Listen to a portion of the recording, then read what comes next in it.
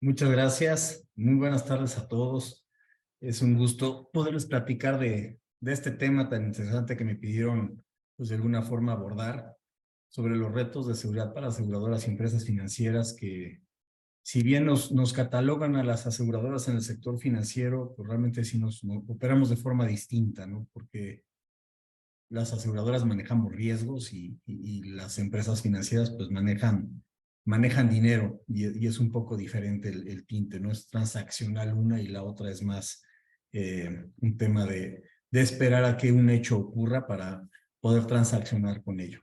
Pero bueno, entrando ya más en materia y agradeciéndoles a todos su atención, quisiera presentarles algunos datos interesantes relacionados con el tema y son justamente datos que, pues bueno, son alarmantes, ¿no? México registra 80,000 millones de intentos de ciberataques en el año pasado únicamente, ¿no? Y esto se vuelve todo un tema. Si consideramos que somos cerca de 8,000 o 9,000 millones de habitantes en la Tierra, pues significa que hay más ataques por persona conectada a Internet de lo que pudiéramos estar imaginando. De hecho, en lo que estamos ahorita platicando, seguramente nos están atacando y ni siquiera nos estamos dando cuenta. Entonces, los datos son realmente abrumadores y pues, bueno, parte de lo que el FBI también comenta es que las quejas de ciberataques han aumentado en el periodo, ellos comentan ahí del 2016 a 2021, de 16,800 a 791,000.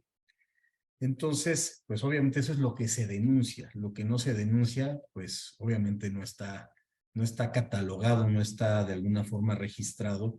Por lo tanto, esta cifra puede ser todavía mucho mayor de lo que se está uno pensando, ¿no? Entonces, ya de por sí como aseguradora, o bueno, como empresa, olvidémonos ahorita de si somos aseguradoras o si somos del sector financiero. Cualquier empresa, pues ante estas cifras, pues realmente estamos expuestos a un ataque cibernético.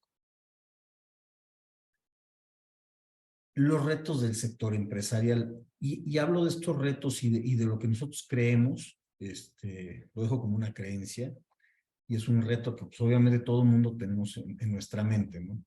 Y es ser capaces de proteger la información de nuestros clientes, ¿no? Porque pues, obviamente como aseguradoras, pues tenemos información sensible, como bancos tienen información sensible, cualquier empresa maneja información sensible de alguno de sus clientes. Su domicilio, su teléfono, su correo electrónico, su nombre, a lo mejor dejó su INE, todos esos pueden ser datos sensibles. Hay datos con mayor, por decirlo de alguna forma, con mayor sensibilidad o con mayor, más alta sensibilidad que otros. Otros no son tan sensibles como puede ser tal vez el nombre y la dirección.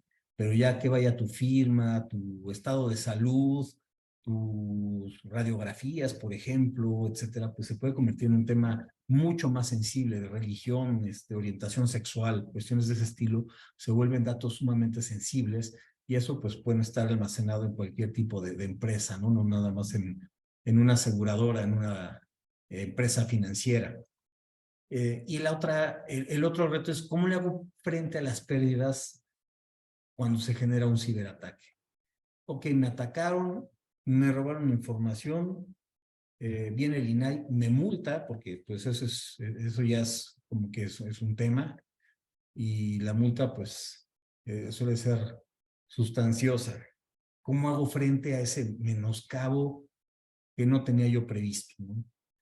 Y bueno, y aquí es donde pues también entran los retos del sector asegurador justamente, ¿no? Que prácticamente el primero es invariable, yo creo que todos estamos buscando eso, ser capaces de proteger la información de nuestros clientes, que finalmente nuestra base de datos se construye de esa información.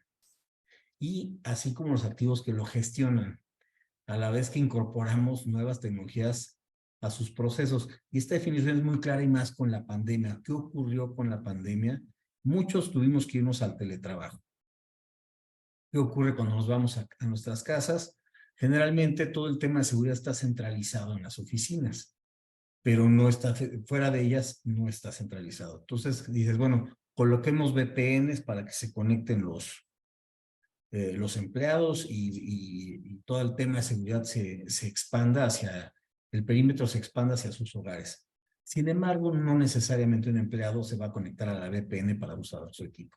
Ya existen otros mecanismos con los cuales puedes hacer más seguro el canal de transmisión que va a ser, por el cual va a transmitir datos el empleado usando su equipo, y no necesariamente tiene que estarse con él conectando una VPN. Si no lo hace, en automático el equipo lo hace y detecta y encripta y lo hace de una manera, ¿no? Pero finalmente son inversiones que hay que estar ejecutando. Y la VPN pues es una de las más simples, ¿no? Pero no es, digamos que no es infalible porque dependemos de que la persona lo haga. Entonces tenemos ese primer reto, nos fuimos a casa. El segundo reto fue que las empresas, pues obviamente al estar en ese modelo, pues empezamos a tuvimos que digitalizar de manera acelerada muchos procesos en los cuales no se validó la seguridad de los mismos. Entonces incorporamos nuevas tecnologías, hicimos pegotes, APIs, web services, etcétera, sin validar seguridad. ¿Por qué? Porque había que operar lo más rápido posible. Entonces, eso fue un reto también, se convierte en un reto. Bueno, ahora cómo le añado el tema de seguridad a todo eso que incorporé y que no validé a tiempo o no me dieron oportunidad de validar. Todo eso es un reto. Y el segundo reto en el sector asegurador, pues es ser capaz de tener una oferta donde pueda darle a las compañías, ahora sí que el segundo reto que tienen las compañías, ¿cómo le hacen frente a un menoscabo causado por un ciberataque? Ese viene a convertirse en nuestro reto en el sector asegurado. ¿Cómo damos una oferta de servicios capaz de proteger a las empresas frente a riesgos de ciberseguridad? Y aquí se vuelve un tema bien interesante, pues del cual vamos a seguir comentando más adelante. ¿Cuál es la realidad actual? Bueno, aquí están los puntos muy claros, los ataques son más intensos, eso ya lo sabemos, lo acabamos de ver, 80,000 millones de ataques nada más para hacia México. Los atacantes tienen más recursos y nuevos motivadores. Hoy ya no solo son los hackers o activistas, el crimen organizado, incluso el narcotráfico ha reclutado hackers para meterse a este modelo de negocio que ellos han visto que puede ser bastante rentable. Y bueno, pues hablando de grupos extremistas, como hoy ocurre con la guerra en Ucrania, por parte de Rusia han salido una cantidad de ataques impresionantes, aludiendo a la ayuda a Ucrania, cuando en realidad lo que buscan es robo de información. Igual de China, han salido muchísimos ataques hacia todo el mundo.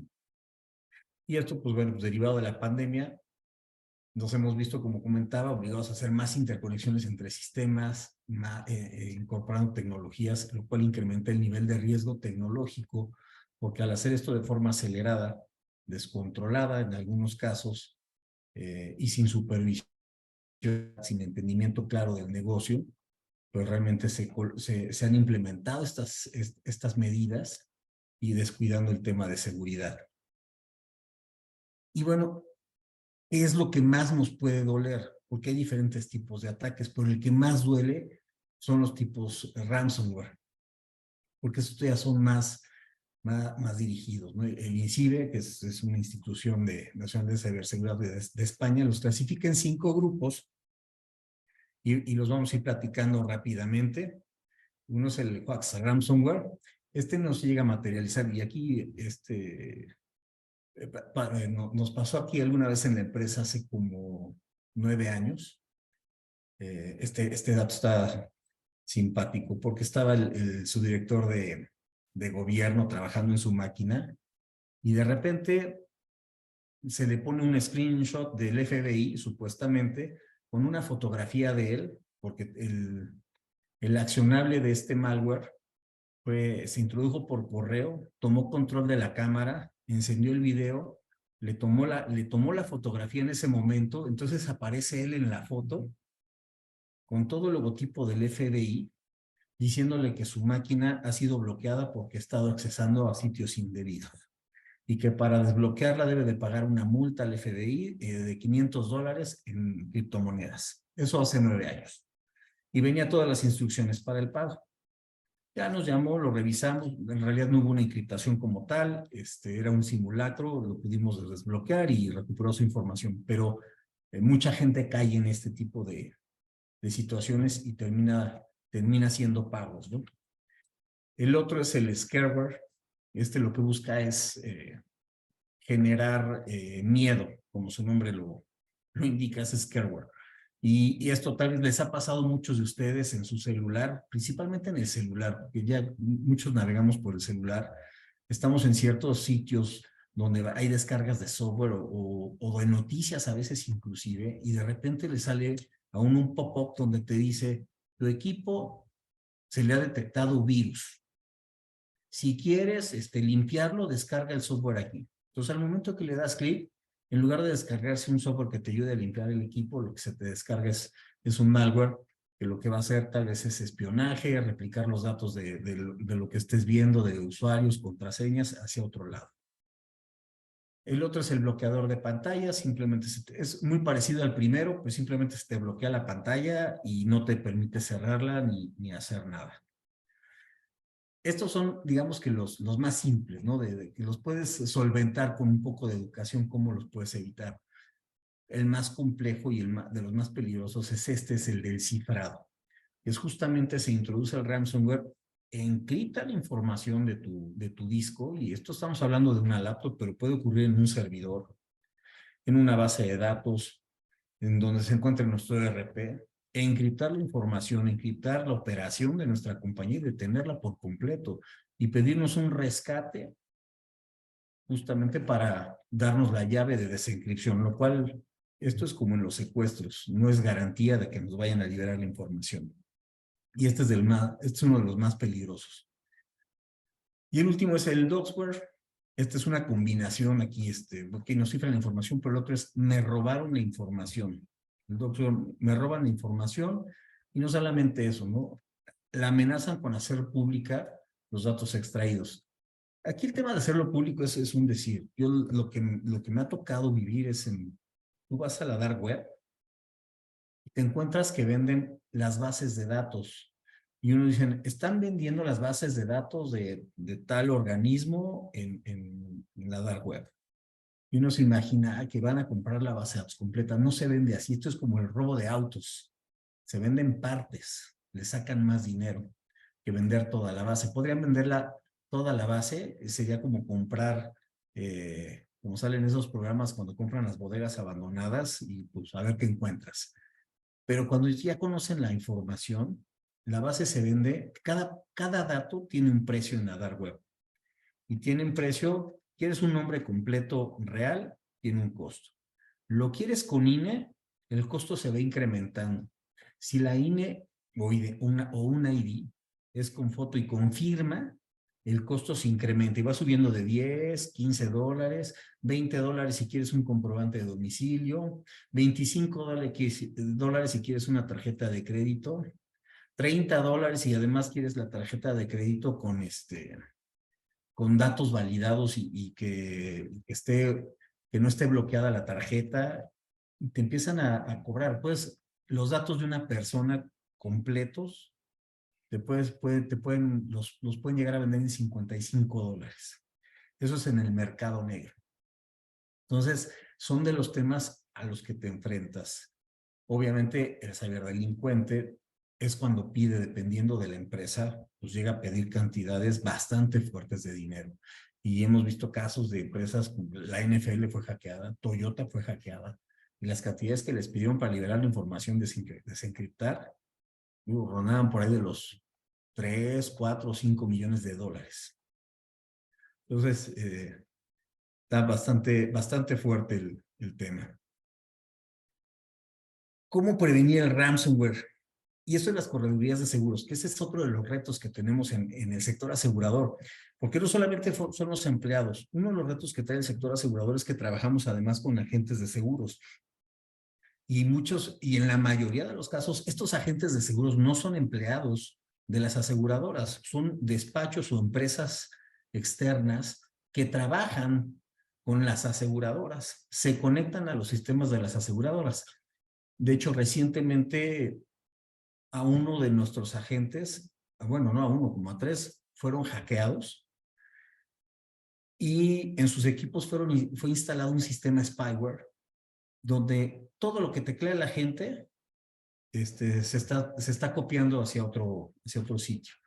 Entonces, nosotros detectamos en una inteligencia en la dark web, detectamos que una URL nuestra con un usuario de un agente y su contraseña estaba a la venta en la dark web para tener acceso. Entonces, pues obviamente ya cambiamos contraseñas, se le informa a la gente de que tiene que hacer pues prácticamente tiene que formatear su equipo y volverlo a instalar para poder tener sus conexiones seguras.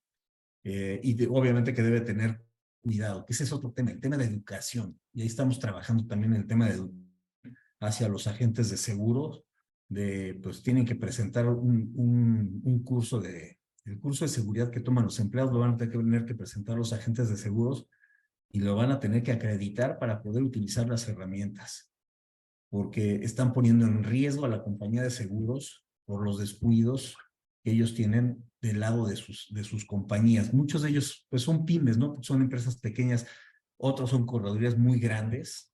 Ellos, pues bueno, sí cuidan mucho el tema de seguridad, pero hay otras muy pequeñas con tal vez un agente, dos agentes o cinco, y ellos, pues bueno, hay que ayudarlos o apoyarlos para que podamos fortalecer la seguridad y trabajar en conjunto. Entonces, mucho es esto que comentaba, que es concientizar, ¿no? Hay que concientizar a los agentes para que conozcan los diferentes ataques y sobre todo los de ingeniería social. Y aquí tenemos experiencias, bueno, en GMX nos ha pasado de todo. La peor de parte de la ingeniería social, o la que más nos ha pasado es vía telefónica. Y luego usan mucho la suplantación del número telefónico. Hay software que puede uno comprar muy barato. La verdad es que aquí ya hasta doy malas ideas, pero es importante que lo conozcan. Hay software que lo puedes descargar del App Store o del Play Store, donde dices, quiero un software para simular un número telefónico. ¿Esto qué significa? Yo voy a llamar de mi celular y quiero que el número que le aparezca a la persona que me conteste sea otro. No sé, que crea que le está marcando el dueño de otro teléfono celular. Entonces le va a aparecer otro número celular. Eso lo puedes hacer, el software es muy barato, te cuesta, creo que 50 centavos por cada número que quieres, por cada número que quieres simular. Entonces, aquí ya nos pasó una vez, alguien suplantó con ese software el número, marcó a la compañía y le habló a la persona y le dijo, oye, me prestó su teléfono, Juan, quiere que le tengas listos los documentos para esta licitación y voy a pasar por ellos. Ah, y 25,000 pesos que le están pidiendo en la entidad de gobierno para que me los tengan listos y yo llevarle las cosas. Obviamente esta persona dijo, se le hizo muy raro ese proceder y volvió a hablar, a marcar para reconfirmar. Obviamente contestó ya la persona correcta, le dijo, no, yo no llamé ni le he prestado mi teléfono a nadie. Entonces, te vas dando cuenta de todas las artimañas de las que se valen estos delincuentes para poder conseguir, pues, causarnos un menoscabo principalmente económico. Otra que ocurrió, llamaron, en este caso al asistente del director de operaciones para preguntar por él, dijo, no se encuentra en una reunión, no se encuentra en GMX, se encuentra fuera, está en una reunión. Después habló otra persona a los 15 minutos para informar que el director de operaciones había sufrido un accidente y que necesitaba que depositaran 15,000 pesos para reactivar su póliza de seguro porque no se le estaban queriendo hacer válida porque estaba suspendida. Pues obviamente no es así como operamos nosotros. Entonces, obviamente eso se le hizo sospechoso también a la asistente y con todos los cursos de capacitación que han tomado, pues ella habló para confirmar por otro lado, que le contestaron, no, yo estoy bien, no estoy en ningún accidente y ya. Colgó la llamada y ahí terminó el caso. Pero hay mucha gente que sí cae en este tipo de ingeniería social y terminan pues cayendo en la trampa. La otra es adoptar un buen diseño de red. Esto pues es para no exponer servicios al exterior y en esto, pues sí le tienen que invertir las corredurías de los agentes de seguros. Sí van a tener que hacer un poco de inversión en esto, porque pues realmente generar un diseño de red no se va a lograr simplemente colocando un concentrador ahí de switch y las computadoras. Se tienen que hacer equipos con mayor inteligencia para poder adoptar un buen diseño de red con capas que le permita dar mayor seguridad. Disponer de un firewall y obviamente pues actualizado y bien configurado, ¿no? Porque ese es otro grandísimo error que se comete en las compañías. Ya compré un firewall, ya lo puse, ya estoy protegido. O sea, no, debe de haber políticas y ese es otro gran punto importante, otro gran reto, ¿no? No se trata de llenarnos de tecnología de protección. Si esa tecnología no está bien implementada, no va a servir de nada, va a ser inversión mal hecha. Y bueno, justamente el siguiente punto es ese, ¿no? Es contar con políticas y procedimientos. Y les voy a contar una anécdota y lo digo abiertamente porque esto es básico, ¿no? Y nos pasó hace años. Teníamos instalados nuestros equipos, nuestro Wi-Fi y todo aquí. Mi padre nos hacen una auditoría, nos revisan, ¿no? Si tenemos todo, firewalls, detectores de intrusos, etcétera. La primera prueba no la pasamos. No cambiamos el usuario y contraseña que trae por default el equipo. El auditor la agarró y entró como perro por su casa con el usuario y contraseña por default. Ni siquiera tuvo que buscar, ni preguntar, ni hacer ingeniería social. Nomás vio la marca, dijo, este es el usuario y contraseña de esta marca por default es este, no lo habíamos cambiado y con eso entraron. Entonces, de ahí la importancia de contar con políticas, procedimientos y estar validando justamente este tipo de cosas, ¿no? Entonces, hacer estas correcciones en las políticas, pues es súper importante, ¿no? Y veo las caritas de risa, pero sí, parece de risa, pero pasa, ¿no? Y le pasa muy seguido a muchas compañías. Obviamente ese perro ya nos mordió y pues bueno, no nos vuelve a pasar. Y obviamente hemos fortalecido muchísimo ese tema y ahorita lo seguiremos comentando. Y es este tema que es vigilar y auditar para actuar de forma rápida ante cualquier sospecha. Y priorizar el uso de las redes privadas virtuales, lo que estaba comentando, ¿no? El uso de VPN, la VPN es un componente o elemento de los más económicos de activar hoy en día, ya no es tan costoso como antes activar una VPN, no es el más infalible, pero bueno, de eso a nada, es preferible empezar a tener elementos y educación con el empleado con respecto al uso de la VPN. Ahora, ¿qué hacer en caso de ransomware? Ya, bueno, ya me tocó el ransomware. ¿Qué debo de hacer? Pues aislar el equipo, clonar los discos duros, denunciar el incidente a las autoridades. Esta parte sí es bien importante hacer la denuncia. Hoy tenemos la Guardia Nacional, ha hecho varios trabajos en temas de ciberinteligencia. Entonces, sí es importante denunciarlo. A lo mejor no hacen nada, pero al menos que se contabilice el hecho, que es importante. Porque si no, luego alguien dice que tiene otros datos. Cambiar las contraseñas de red y cuentas online, eso es inmediato. En el momento en que sé que acabo de sufrir de un ataque, y no es de solamente una persona, es de todos tienen que cambiar usuarios y contraseñas, porque no sabemos por qué otro lado pudieron obtener información o ya la tienen y nos pudieran atacar.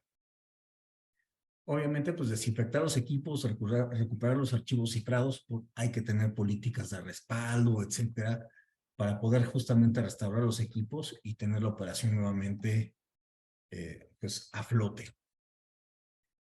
Y este tema pues es interesante, ¿no? México está bajo el fuego criminal. Ya lo vimos, ya vimos cuántos ataques traemos, y esto es un poco de los incrementos que se han dado en diferentes sectores. Esto comparado el 2022 contra 2021, se incrementaron en un 41.9% los intentos de ciberataques por semana. Y esto es en diferentes sectores.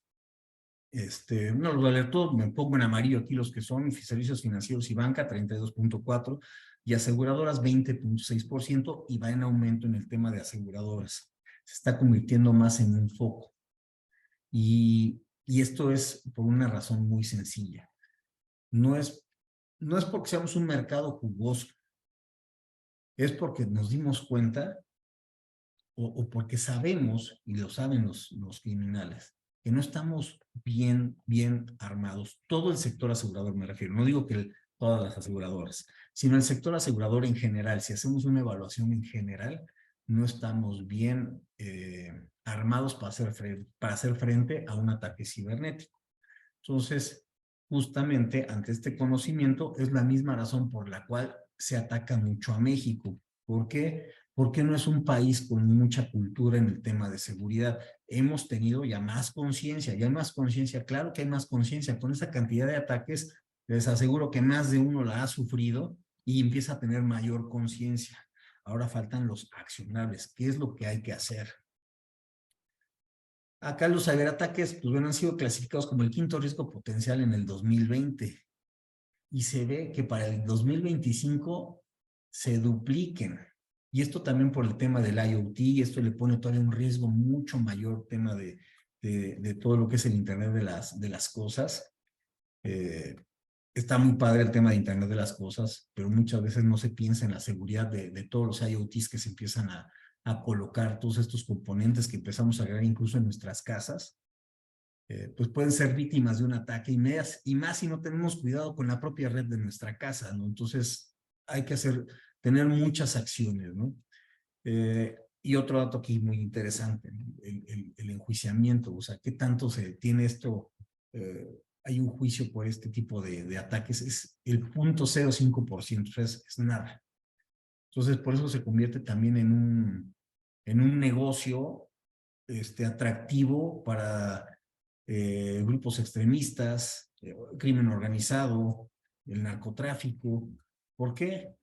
Porque es muy invisible esto. Es bien difícil de rastrear, bien difícil de encontrar quién lo realizó y dar con él y concretar un juicio ante esa persona, entidad.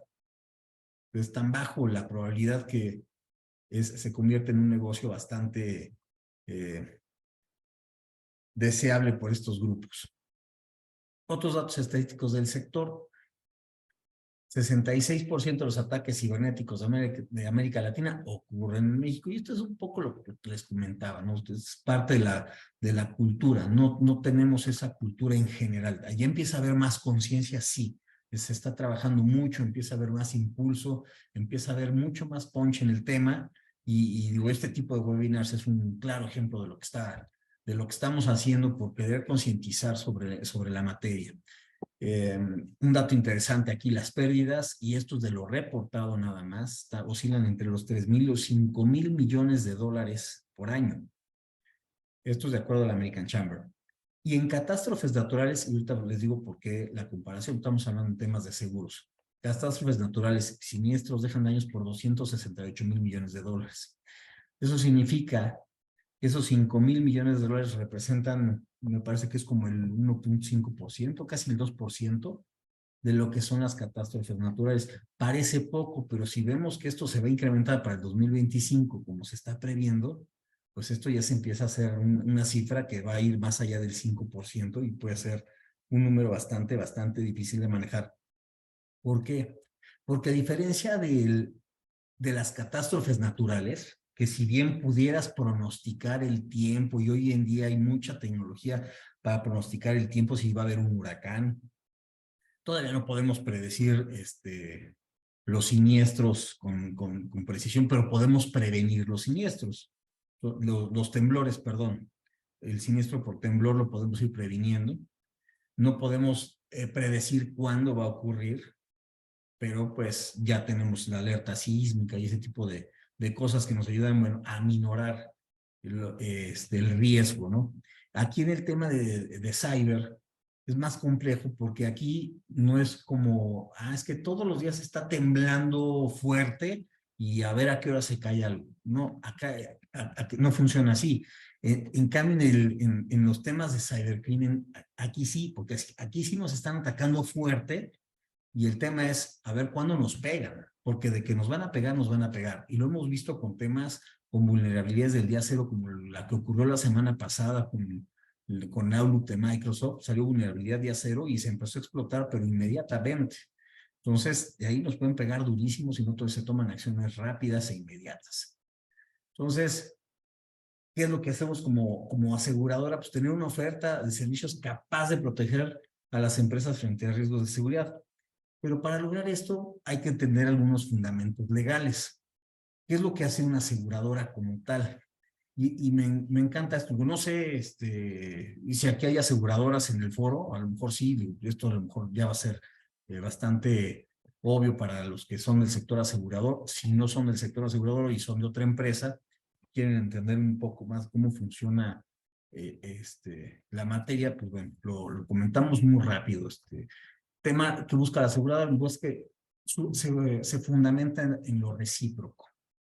Yo estando siempre en busca de ser solidario, crea un conjunto de personas, es decir, yo necesito, ahorita hablamos del concepto de mutualidad, que se encuentran sujetos a un determinado riesgo y dicha reciprocidad es organizada en el ámbito de empresas, formando una riqueza con la que pueden encarar los riesgos. Si conocen el concepto de mutualidad, esto sería algo como, me junto con 10 amigos, hacemos una vaquita y si algo le pasa a alguien, de ahí tomamos el dinero para pagarle. Más o menos así funciona el seguro, es un tinte un tanto distinto.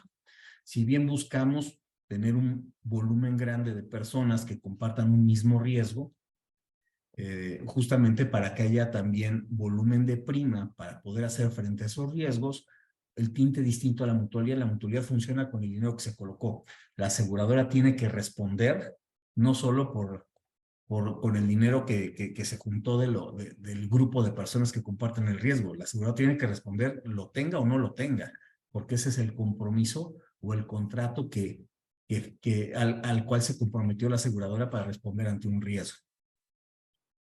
Y el otro hecho del cual partimos es que es un siniestro, que es un hecho impredecible y aislado que supone un perjuicio o daño para una persona u organización.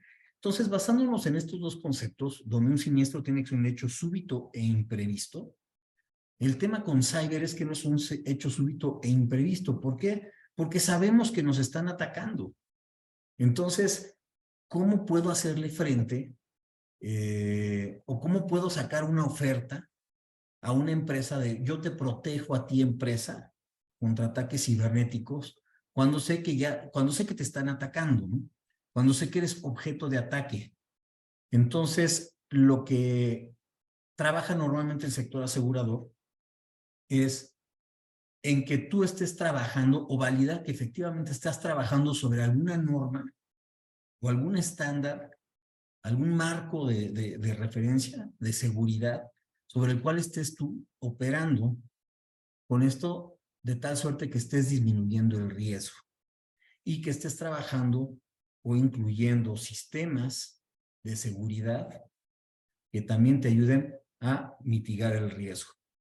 ¿Y esto qué significa? Pues tus inversiones en seguridad, tanto para políticas y tanto para sistemas o equipos de seguridad.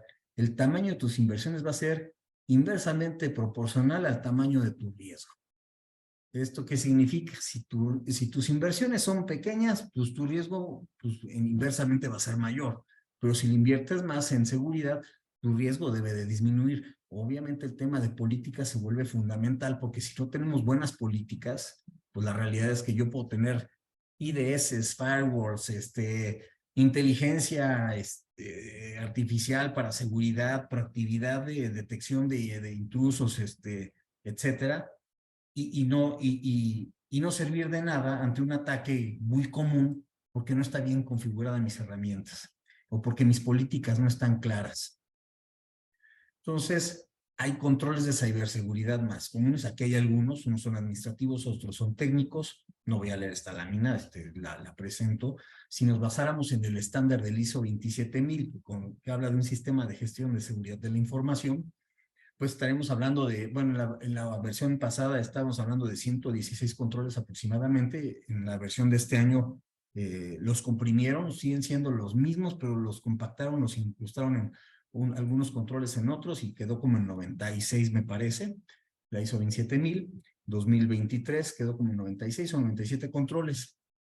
Finalmente, estos controles nos ayudan a disminuir los riesgos de un ataque y a tomar acciones.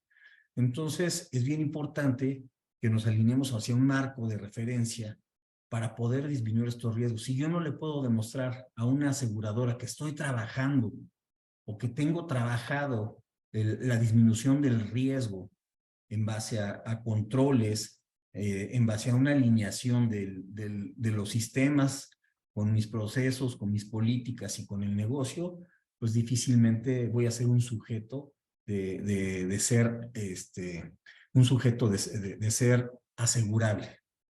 Entonces, pueden ocurrir varias cosas. O la prima del seguro me va a salir extremadamente cara. ¿Por qué? Porque me faltan controles y entonces el riesgo, como es más grande, la aseguradora nos va a decir, ¿sabes? La prima te va a costar mucho porque hay riesgo inminente.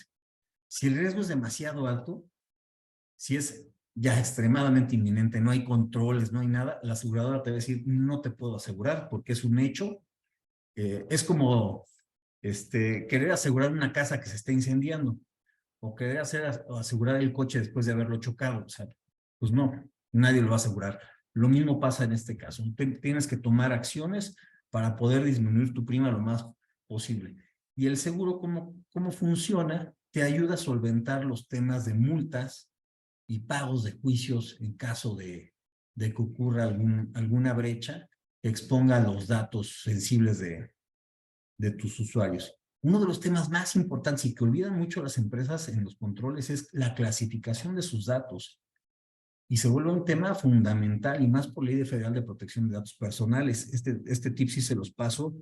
Es sumamente importante que clasifiquen su información, porque lo primero que te pregunta el INAI es, pásame la clasificación de tu información, ¿cómo están tus datos sensibles? ¿Cuántos nombres? ¿Cuántas INES tienes? ¿Cuántas comprobantes de domicilio? ¿Cómo está clasificada tu información? ¿Cuánto tienes? Porque si no sabes eso, el INE te va a multar con la máxima. Y les prometo que son más de 50 millones de pesos la multa. Entonces, sí es bien importante que den la clasificación de información. ¿Qué hicimos nosotros en el sector asegurador? Acá en el sector asegurador creamos un marco de referencia de seguridad, uno muy básico. Este marco de referencia se los puedo compartir. No solo sirve para el sector asegurador, la verdad es que le puede servir a cualquier compañía. Tiene algunos tintes que pudieran decir, no lo hago porque sí es muy del seguro, pero la gran mayoría lo pueden utilizar. Se pueden basar en se los puedo compartir. Bueno, por ahí creo que al final de este webinar se los pueden hacer llegar junto con la liga de este webinar y también el documento. Es un documento público, es abierto. Son 25 controles básicos y mínimos que debiéramos de tener. Aquí habla del sector asegurador porque fue un trabajo que se hizo en el sector asegurador con mucha gente experta en el tema de seguridad y bueno, creo que vale mucho la pena este trabajo. Viene un glosario bastante detallado, muy digerible, muy entendible incluso para directivos que no son relacionados con tecnología o seguridad, para que se pueda entender justamente este documento y poder pues empezar a poner orden, por lo menos con los controles básicos. Y este marco de referencia, como les comentaba, son 25 controles, está basado en el estándar del ISO 27000, el BEMIS, el MISIS, COVID e ITIL, que son estándares finalmente tanto de tecnología, de soporte, de seguridad, principalmente los 4 primeros. Y los marcos regulatorios, que es la Ley Federal de Protección de Datos Personales en función de particulares, PCI de DSS, que es para los temas de manejo de información de tarjetas de crédito, Solvencia 2, que es un tema muy de aseguradoras, la CUS, que es la Circular Única de Seguros y Fianzas, entre otras regulaciones que tenemos nosotros como sector asegurador. Y entonces aquí la pregunta es, bueno, ¿y cuál es el verdadero reto, no? Hablamos siempre de proteger y de proteger y de proteger. Yo creo que el verdadero reto es un cambio de perspectiva. Y este cambio de perspectiva lo quiero ver de esta forma. Debemos de cambiar nuestra perspectiva por detectar y actuar en vez de proteger. Ok, sí, no digo que proteger esté mal. O sea, sí hay que protegernos, pero hay que ir un poco más allá, hay que ir un paso adelante. ¿Por qué? Porque ya me protegí, pero si me van a atacar y se va a concretar el ataque, porque de verdad eso va a ocurrir. El tema es saber cuándo, esa es la parte difícil. una vulnerabilidad día cero y donde nos estén atacando y nos peguen por ahí, nos va a agarrar por sorpresa. El tema es cómo voy a hacer para detectarlo rápido y cómo voy a actuar ante esa situación para solventarlo. Esa es la parte en la que se debe de trabajar. El manual de crisis y de qué hacer se vuelve en una tarea en la que se debe de pensar de cómo ejecutar las acciones una vez que hemos sido atacados, porque les prometo que va a ser un hecho que nos va a pasar. El que diga que no, a mí no me va a pasar, yo soy una empresa pequeña, ¿quién se va a fijar en mí? A los hackers no les importa eso. Mientras les caiga dinero, no les interesa si es la tienda de Doña Chona o es el emporio de Carlos Slim. Si puede sacar de 1,000 a 1,000,000, lo va a intentar.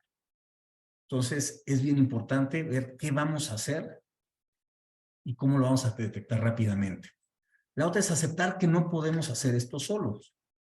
Porque si yo intento hacer esto solo, no pido ayuda, no me meto en foros como este, incluso como este que organiza TVC, en otros foros, en CERTS, inclusive el CERT de la UNAM, con la Guardia Nacional, si no hago esfuerzos de colaboración, de participar con proveedores, de tener aliados, con quien estarme enterando de situaciones, por ejemplo, una vulnerabilidad de acero, nadie va a venir a nuestra puerta a decirnos, oye, fíjate que pasó esto. Si yo no estoy en los foros correctos, no me voy a enterar de esas situaciones y no voy a saber qué hacer. Entonces es bien importante aceptar, no puedo solo y tengo que buscar aliados.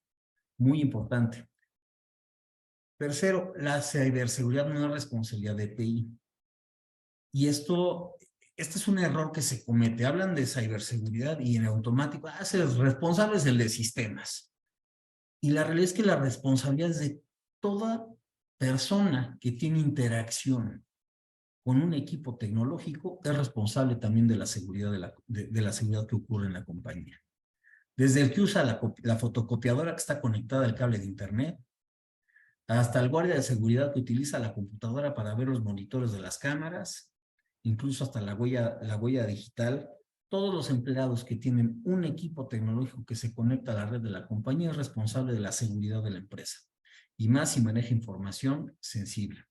Entonces, ¿por qué? Porque el hackeo puede venir desde cualquier lado hasta de donde menos se lo esperan. Hay un hackeo ahí que es muy sonado de Las Vegas, de un casino en Las Vegas, que se metieron por una cámara.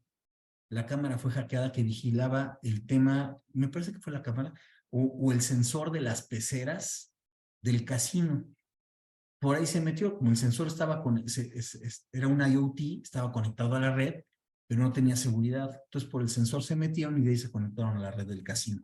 Entonces, desde ese tipo de componentes tan simples, todo en eso tenemos que pensar. La ciberseguridad no es una responsabilidad solo de TI, sino de todos los que interactuamos con la tecnología.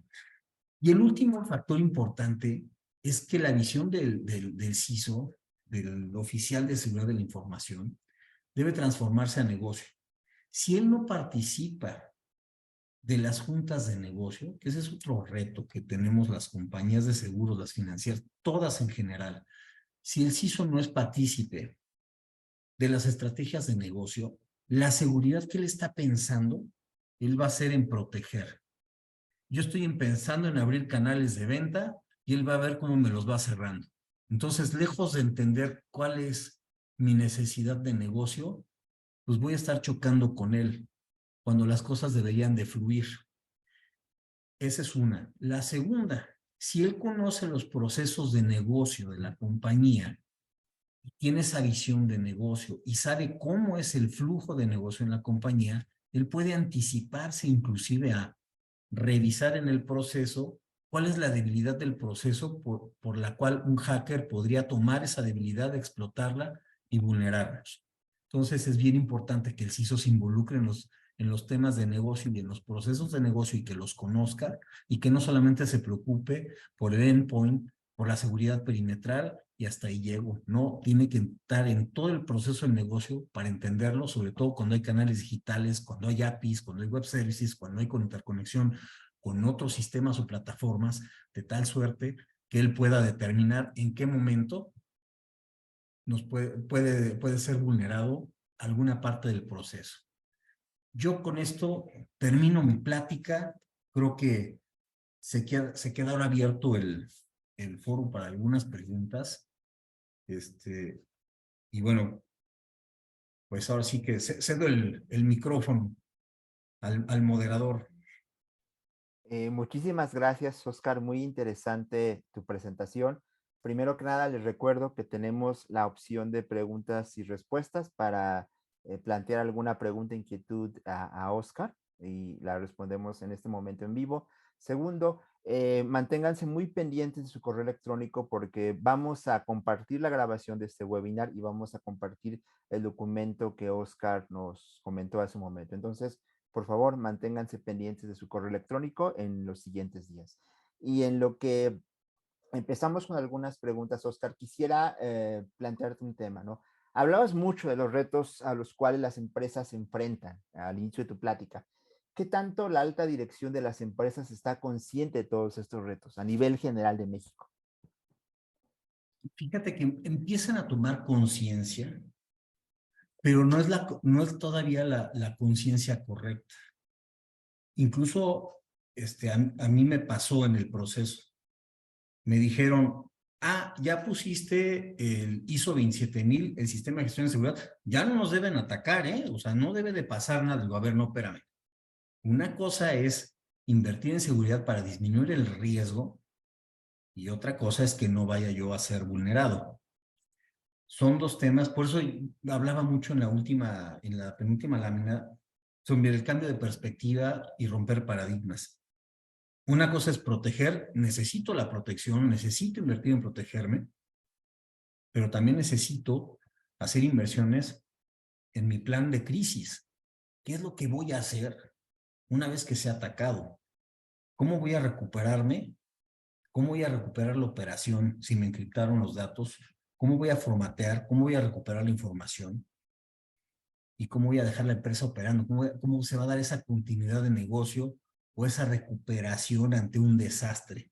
Lo podríamos incluir en nuestro DRP o nuestro BCP, pero tal vez pudiera ser algo extenso y pudiera ser su propio BCP o DRP para temas cyber.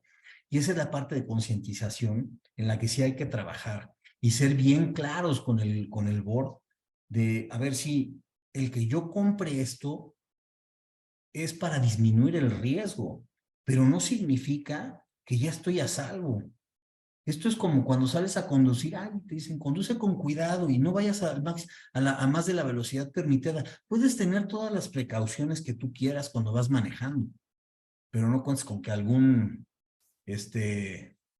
borrachín venga o distraído en el celular, venga y se estampe contigo, ¿no? Y bueno, pues sí, tuviste todas las precauciones, pero terminaste accidentado. Entonces lo mismo pasa acá, yo puedo tener todas las precauciones y protecciones, con eso ya disminuyo el riesgo enormemente. Sin embargo, hay temas que no están previstos. ¿Por qué? Porque los ataques van evolucionando todos los días, están viendo qué vulnerabilidades de día cero pueden encontrar para podernos atacar por ahí. Entonces, si se encuentran y todavía no hay un parche, pues nos van a pegar y entonces tenemos que preverlo, tenemos que estar preparados, a ver qué puedo hacer para que no me peguen por ahí. Si bloqueo ese puerto o cierro este tema, ¿cómo me va a pegar en mi operación? ¿Cómo le hago un workaround? O vivo con el riesgo y si me pagan, ¿cómo me recupero, no? ¿De qué tamaño va a ser el problema y cómo me voy a recuperar de él? Son las cuestiones que debes de empezar a evaluar, así como evalúas en un día para crear tu BCP, debes generar también tu guía, tu análisis de impacto a negocio ante un ciberataque y cómo vas a actuar para recuperarte. Gracias, Oscar. En esa misma línea de ideas, cuando los directores de tecnología, los CISOs hablan con la alta dirección, a veces el más difícil es el director de finanzas, el CFO. ¿Cómo hablar con el director de finanzas sobre seguridad informática? Claro. Mira, aquí sabes cómo digo, te puedo dar, les puedo dar la fórmula que en lo personal me ha funcionado. Y es una forma de ver esto. Muchos dicen, no lo veas como inversión, no lo veas como un gasto, es una inversión. Sí, pero ¿cómo lo demuestro? Hoy en día yo presento mes con mes al comité de dirección, o sea, no solamente a la dirección general, que es a la que reporto, sino a todos los demás directores, la cantidad de ataques que recibimos por día en la aseguradora. que no se concretan, pero son miles de ataques por día.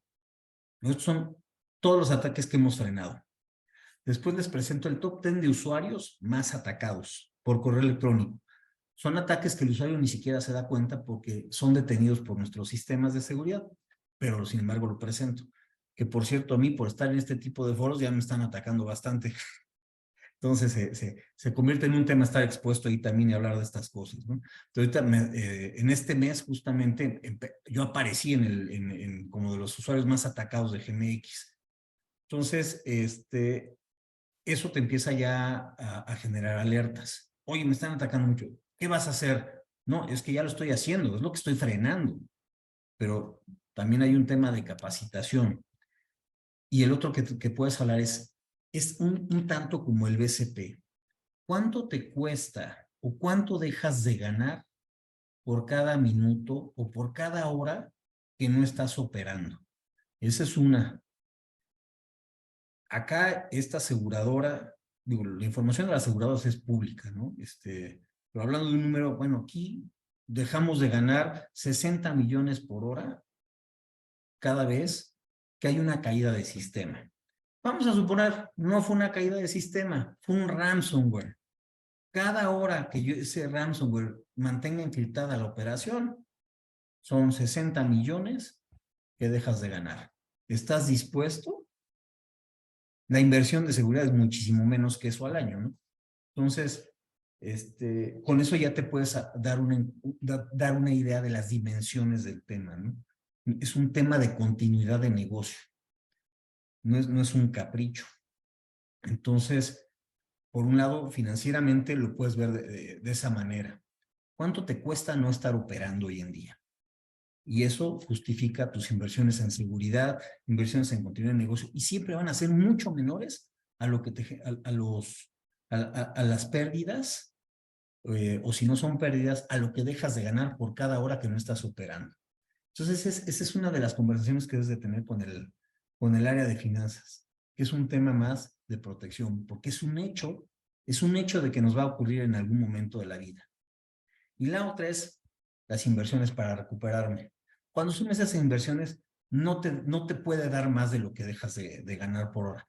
Si te da más, entonces tienes que aprender a vivir con el riesgo y tendrás un RTO más largo, no sé, y bajarás costos. Ya lo tendrás que justificar, pero debes de conocer muy bien los números de tu compañía para poder generar un caso de negocio en temas de seguridad y pegarlo a lo que ya hoy en día existe en temas de continuidad de negocio, que esa parte ya la entienden un poco mejor los directores de finanzas, y si no, pues bueno, también hay que trabajar en ello porque es parte de la continuidad de negocio y de la recuperación ante desastres. Gracias, Oscar. Estamos ya en la recta final de este webinar. Todavía hay oportunidad para que envíen preguntas a través del chat o de la zona de preguntas y respuestas. Al inicio de la plática, Oscar, hablabas mucho del cambio tecnológico que se desató tras el inicio de la pandemia, ¿no? Pero, ¿cuáles consideran que son los principales riesgos desde el punto de vista de la seguridad informática en el contexto de la transformación digital? Claro, mira, voy a hablar más del lado de mi experiencia. Parte de lo que vimos que generó un riesgo, mucho es el desarrollo interno.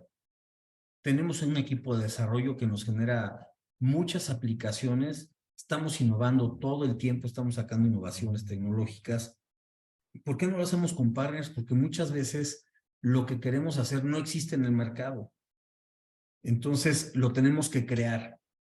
Y en esa creación nos empezamos a dar cuenta, o el CISO que tengo, el oficial de seguridad todavía no tiene nivel C, que ese es otro tema que estamos trabajando, pero el oficial de seguridad de información que tengo, justamente le pedí, revísame los despliegues a producción que está teniendo las áreas de desarrollo y valídame que estén trabajando con OWASP, frameworks actualizados, etcétera, para ver que no haya vulnerabilidades en los desarrollos por los cuales nos puedan atacar, porque justo esos desarrollos están expuestos al Internet. Entonces, pueden ser visualizados no solamente por personal interno, sino por cualquier persona por fuera. Cuando él empieza a hacer esta revisión, creó ya unos tableros donde lo ve por aplicación, por servidor, y te empieza a decir, sabes que aquí tienes tantas vulnerabilidades críticas, tantas vulnerabilidades de nivel medio, tantas vulnerabilidades de nivel bajo. Entonces tienes que atender las críticas y son por estas razones. Entonces, ese es uno de los principales riesgos, es primero, bajo qué sistemas estás trabajando. Y hablamos un poco también de las políticas que estábamos comentando de seguridad, ¿no? Entonces, tienes que trabajar en eso también, porque acá tenemos una disyuntiva, ¿no? Y yo lo digo abiertamente, que a mí me pasa, ¿no? O sea, sale la nueva versión del sistema operativo y ahí vamos todos a instalarla, ¿no? Pero esa conlleva riesgos. Entonces, yo siempre espero un poco antes de instalar porque a veces terminas instalando y se termina generando un desastre y luego salen 50,000 parches y ahí estás parchando por todos lados y no terminas, ¿no? Entonces, yo sí le doy un periodo de madurez a ciertas cosas. Porque la otra plataforma finalmente está estable, no se han reportado más vulnerabilidades, si no hay vulnerabilidades día cero ni nada, puede seguir operando en la versión anterior. Cuando se dan los nuevos cambios de versionamiento, pues hay que tener cuidado con el tema de vulnerabilidades, porque normalmente ya me pasé a la nueva versión de Windows, ya me pasé a la nueva versión de tal, y luego empiezan a los pocos meses, salió un parche de seguridad, y otro parche, y otro parche, y otro, y en la sacadera de parches, también lo que ocurre es que le empieza a pegar a los sistemas que ya estaban corriendo, pones un parche y ya dejó de funcionar esta cosa que funcionaba, ya no funciona. ¿Por qué? Y empiezas a revisar y entonces te empieza a generar reprocesos. Bueno, finalmente, y para acabar pronto con el tema y la pregunta, ese es digamos que ese es el tema, ¿no? Los desarrollos que haces in-house te generan un tema. Otro que debes de cuidar, si bien hay proveedores que te proporcionan las plataformas, a veces obviamos que ya traen seguridad implícita y no es así, ¿eh? Ya me ha tocado proveedores que me proporcionan plataformas, software como servicio, lo que sea, y cuando le digo al oficial de seguridad, oye, chécame esto, a ver si está bien, resulta que tiene temas de seguridad y vulnerabilidades que trabajar también el proveedor. Entonces, el estar incorporando de esa forma, por eso lo comentaba al principio, desproporcionado, donde dices, oye, me urge conectarme con Salesforce, ahora conéctame con esta aplicación de presupuestos, si necesito que esta aplicación de pago se conecte, y ahora agrégame PayPal, y agrégame pagos por Oxxo, y agrégame Tata, y agrégale, y agrégale, y agrégale, y entonces no te da tiempo de validar la seguridad, ya cuando se termina el Frankenstein, empiezas a analizar y dices, híjole, pues creo que sí los pegotes están, sí pegó, pero pues hay riesgos en cada uno de ellos, ¿no? Entonces, empezamos a trabajar rápidamente en justamente gestionar todos esos riesgos.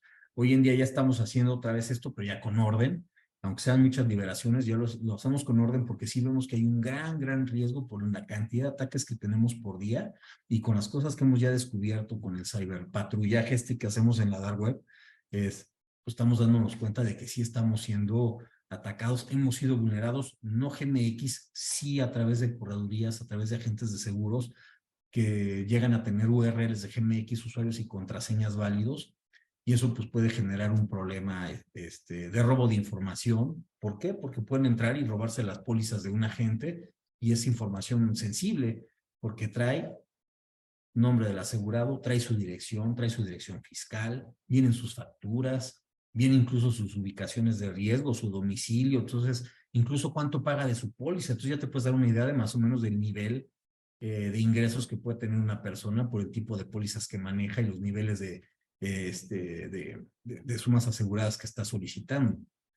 Y eso pues se convierte en una información muy delicada. Y nosotros no manejamos gastos médicos mayores ni vida. Entonces, imagínate una aseguradora de vida, pues la información es todavía mucho más delicada. Estás hablando de la salud de las personas y de sus condiciones, que es algo muy privado, ¿no? Entonces, pues todo eso se convierte en un tema que se debe de cuidar. Gracias, Oscar. Por último, tenemos una pregunta de Julio Ávila. Julio, adelante, ¿puedes poner tu micrófono? No soy Julio Gómez. No sé por qué me conecté con el link de Julio. Soy David Tintor. ¿Cómo estás, Oscar? ¿Qué tal, David? Un Muy bien, placer, gracias. un placer platicar contigo y escuchar la plática que trajiste para nuestros invitados. Oye, me gustaría, no sé si pudieras comentar un poco sobre el tema del reto de las organizaciones en México para vender su riesgo a las aseguradoras, porque nos encontramos ante un alto nivel de rechazo porque muchas de las empresas en México no cumplen los requisitos mínimos que las aseguradoras ponen para comprarles el riesgo, ¿no? Con todas estas pólizas de ciberriesgo de las que se llega a hablar mucho, pero en la práctica son muy difíciles de adquirir, ¿no? Porque Sí, justamente para ser candidato es complejo, ¿no? No sé si nos puedas comentar un poco. sí, claro, David. Y lo dices tal cual, ¿no? Y como les puse muy al principio, México no se caracteriza por tener implementados los grandes componentes, procesos y políticas de seguridad. Empieza a haber mayor conciencia, sí. Hoy en día soy consciente de los riesgos, pero el que sea yo consciente no significa que he tomado acciones al respecto. O sea, tengo conciencia, pero no he hecho nada todavía. Entonces hay que tomar acciones. ¿Qué es lo que ocurre en las compañías? Cuando una aseguradora hace la evaluación, te das cuenta que no hay procesos, no hay políticas, sí tienen firewall, sí tienen sistemas de seguridad, pero no hay políticas y no hay procesos, no hay clasificación de información. Ese es un tema muy importante para la aseguradora, porque si tú no sabes qué tienes, para la aseguradora es una caja de sorpresa, ¿no? Y puede ser una caja de sorpresa bastante dolorosa al final. Entonces la suma asegurada se puede quedar demasiado corta ante una multa. Entonces son de los temas que la aseguradora dice, ya, es que esto es un hecho que lo van a multar, si algo, es un hecho que algo le va a pasar, pero el día que le pase lo van a multar con la máxima. O sea, es lo que les comentaba, para mí es comprar, querer asegurar una casa donde veo que ya está saliendo humo de que se está quemando, ¿no? Tal vez no han salido las llamas, pero ya estoy viendo el humo y me están diciendo que asegure ese riesgo. La verdad es que es bien, bien complicado. ¿Qué se puede hacer? La verdad es que hay varias empresas, digo, bueno, ustedes lo saben, creo que también lo hacen, que te pueden hacer un assessment de seguridad y decirte cuáles son los controles en los cuales debes de trabajar. No solamente a nivel de sistemas o tecnología, sino a nivel de procesos. ¿Qué procesos sí tienes y qué procesos no tienes? ¿Y cuáles debes de empezar a implementar? Y medirte en base a riesgos. En la medida en que tú tengas esas implementaciones, para una aseguradora le va a dar tranquilidad de que tienes acciones y tienes controles, que tienes políticas de respaldo, políticas de restauración. Muchos hacen sus respaldos y los guardan en sitio, no los llevan a otro sitio. Entonces, el riesgo, pues ahí se incrementa, ¿no? Oye, sí, respaldo mi información. ¿Y la cinta dónde la dejas? Aquí en el cajón al lado donde está mi servidor. Oye, sí, pero si pasa algo aquí, pues adiós servidor y adiós cintas también, ¿no? Entonces, pues necesitas guardarlas en otro lado. Cuestiones de ese tipo de políticas, de procesos y procedimientos que hay que estar dándole seguimiento y dándole esa priorización y con todo ese tinte de seguridad que se le debe de otorgar y esa importancia, eso es lo que la aseguradora está esperando, ¿no? Que realmente no solo sea un tema de conciencia, sino que haya acciones por parte de la empresa sobre temas de seguridad, porque lo que no quiere una aseguradora es comprar riesgos, o sea, riesgos inminentes. Sí, jugamos con el riesgo, pero o sea, no compras, por ejemplo, no aseguras un coche que acaba de chocar, ¿no? O que te hablen por teléfono, oye, voy aquí a 100 kilómetros por hora sobre Insurgentes, no me voy a tener un alto, pero veme asegurando mi coche. No, pues, compadre, no lo voy a hacer. Y lo mismo pasa con el tema de las aseguradoras, con el tema de ciberseguridad. Oye, pues sí, quiero asegurarme porque por si me atacan y me pasa algo en mi operación. Oye, pero pues tienes firewall.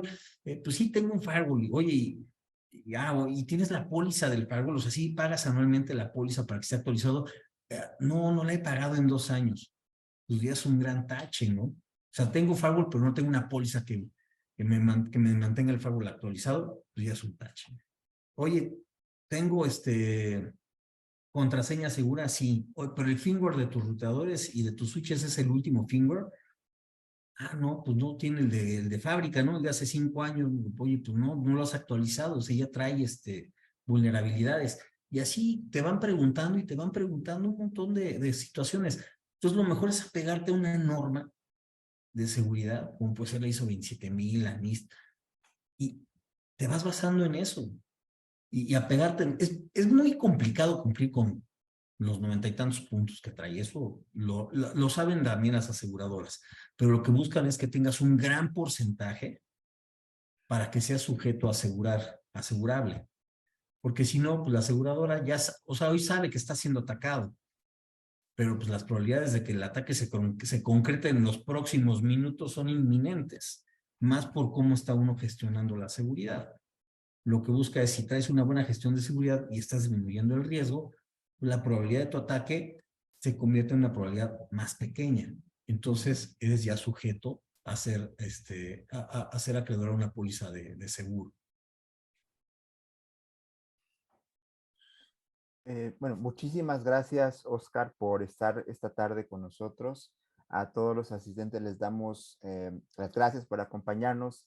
Recuerden que esta es una serie de webinars. Cada mes tenemos un invitado, un ponente diferente, un tema diferente. Y ojalá que estén atentos a nuestras redes sociales, a la página web, para escuchar conferencias, pláticas tan excelentes como las que tuvimos hoy con Oscar Salgado. Muchísimas gracias, Oscar. Gracias por tu apoyo y tu tiempo. Buenas No, tardes muchas a gracias, todos. gracias a todos, gracias a la audiencia. Un abrazo y un saludo. Ahí están mis datos. Cualquier cosa, estoy a sus órdenes. Gracias. Hasta luego. Buenas tardes. Hasta luego, buenas tardes. Muchas gracias, Oscar. Gracias.